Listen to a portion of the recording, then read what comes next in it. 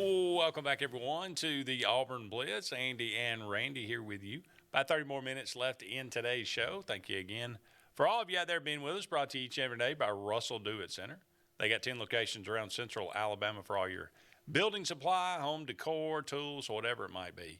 Go and check out Russell Do-It Center today. You will be glad that you did. All right. I mentioned these survey. This is from Auburn Undercover. They did this survey, posed it to Auburn fans out there. So this is, the people. These are the Auburn people.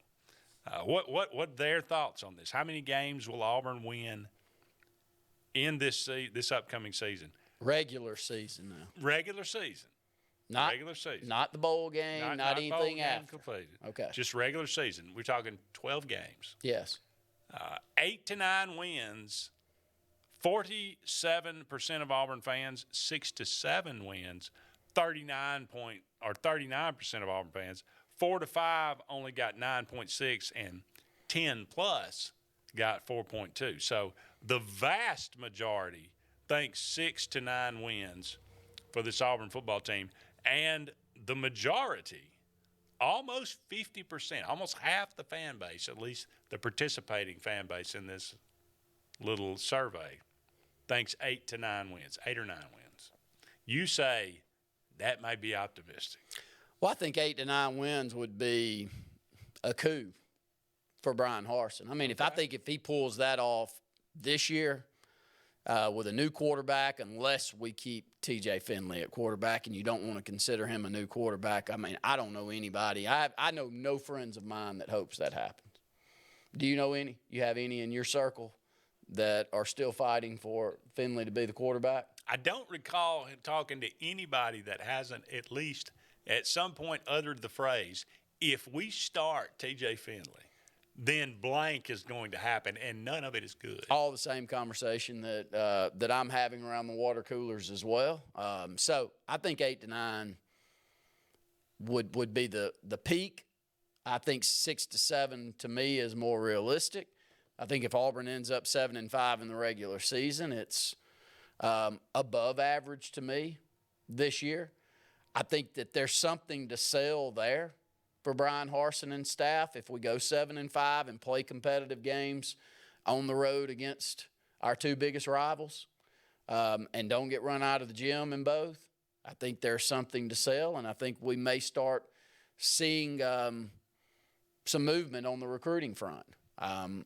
If Auburn wins 5 or 6 football games, which I think 6 is more realistic, watch out. It will not change. What happened this offseason won't change. And if Auburn finishes lower than 15th in recruiting this year, which we are right now, currently listed, and we win 6 or 7 football games, what you saw this summer will not change. That's the thing. There are more than just 1 or 2 moving parts here. So you got to say, 6 wins plus number 23 recruiting class. That equals big-time thumbs down crater of the program. No confidence. None whatsoever. 6 wins plus number 9 recruiting class in the country.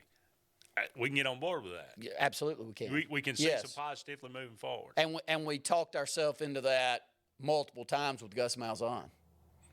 We're going to get the quarterback right. We're going back to an offense. We're going back to up-tempo. I can keep going. Every offseason it was the same sales pitch. 9 wins, number 17 recruiting class in the country.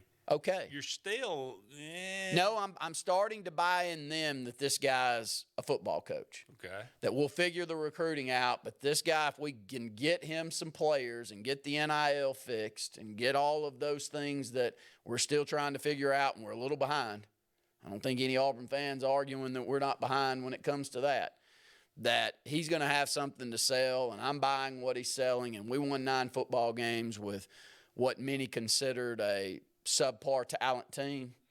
I'm all in. But 8 wins in a top 7 recruiting class. And all in. All in. If Auburn gets to a top 10 recruiting class this year and can prove that Cadillac and crew can get out there, and I say him because he's kind of my favorite guy that we've got out there recruiting. Jimmy Brumbaugh and others can get us to a top 10 recruiting class this year with what we currently have kind of committed to us, which is not a lot. We've got some that are starting to mention us, but not many committed. Then I can buy into that. Yes, anything in the top 10 with 7 or 8 wins, I'm good with, recruiting wise. What I'm worried about is we're going to win 6 or 7 football games. We're going to finish 20th. And if that's the case, that's bad. I just don't know what do you have to sink your teeth into? Do you think that's grounds for firing?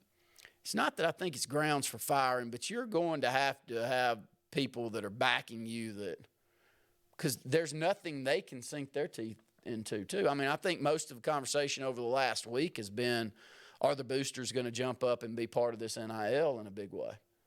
Because Texas A&M and Jimbo Fisher and Nick Saban spat back and forth. No matter where you stand on that spat, the biggest thing is none of us question that Texas A&M got a lot of money up and they bought themselves a lot of recruits. I don't blame them. It's a business at this point. And they figured the business end of it out a little bit quicker and more useful than the rest of us. Trust me, I'd rather Nick Saban be yelling towards Brian Harsin on coming up with a $30 million recruiting class as the number 1 recruiting class in the country with more 5 stars than anybody's ever gotten. Would you care that he was talking like that? Oh, man, I'd relish in it. Mm-hmm. But unfortunately for us, we finished, 20th in recruiting. We got 1 5-star on our roster. He plays about half the time. And he didn't play last year. No, I mean, I hope he plays well this year, but who's to say that he is? I can keep throwing stones here, but we better figure all of the above out, or there's not going to be a lot of support. I hate to say it. It's just reality. Love to hear from you. 256-234-6221. We'll be back with more of the Auburn Blitz right after this.